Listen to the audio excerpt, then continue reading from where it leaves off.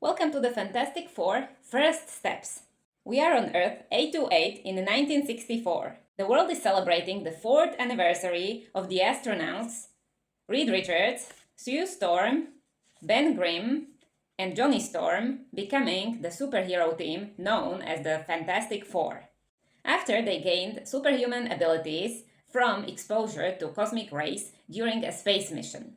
Since then, the team has become celebrities and they fought supervillains. While Reed's inventions enabled progress in technology, Sue's diplomacy via the Future Foundation led to demilitarization and peace for much of the world. Once they announce they are expecting a child, the world is excited to answer the question whether the baby will also have supernatural powers. Few months later, a Silver Surfer arrives on Earth and declares that it has been marked for destruction by Galactus, who is a giant, cosmic, planet-devouring being. Reed studies the disappearances of other planets and verifies the claim, and the team decides to return to the space to stop Galactus from coming to Earth. They track the Silver Surfer's energy signature, and using the faster-than-light travel, they arrive at a planet that had just been destroyed by Galactus.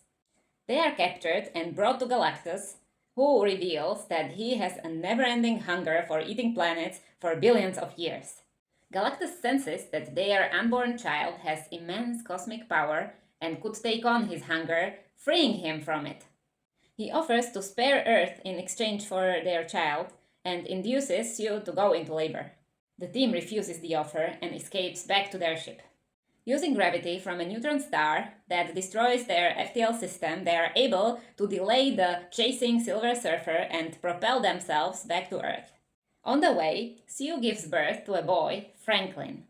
Few months later, Reed reveals the details of their negotiation on a press conference.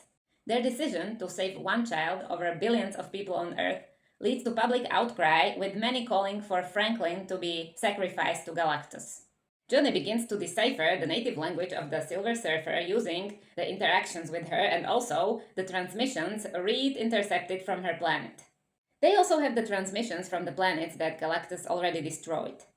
As the danger comes closer and the protests against the Fantastic Four escalate, Sue decides to take her son to meet the protesters. She explains that they will not sacrifice her child, but they will also not give up on the whole humanity, which gains her public trust.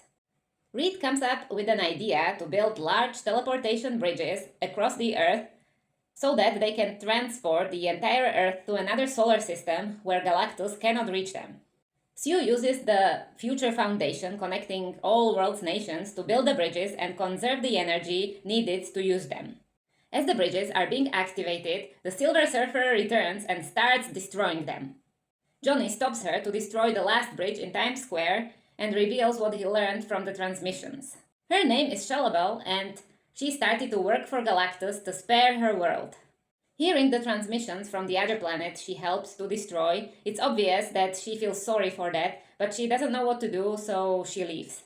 Using baby Franklin as a bait, the team decides to lure Galactus to the last bridge and teleport him away.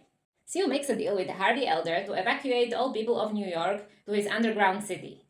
Galactus makes his way through the city, captures the baby, avoiding the trap. Sue uses all of her power with the force field, pushing Galactus toward the portal, while Reed saves Franklin. Johnny, la gesta está muy loca. Johnny attempts to sacrifice himself to give a final push to Galactus into the portal, but Shalabel stops him. She pushes Galactus into the portal herself, and it closes behind them. Sue dies from her efforts, but is revived by Franklin. The team later takes off for another mission as the world celebrates their 5th anniversary. Good or bad? Good. In the after-movie scene, 4 years later, Sue is reading to her 4-year-old son and goes to get another book. After she returns, she sees him interacting with a man in green cloak holding a metal mask in his hand.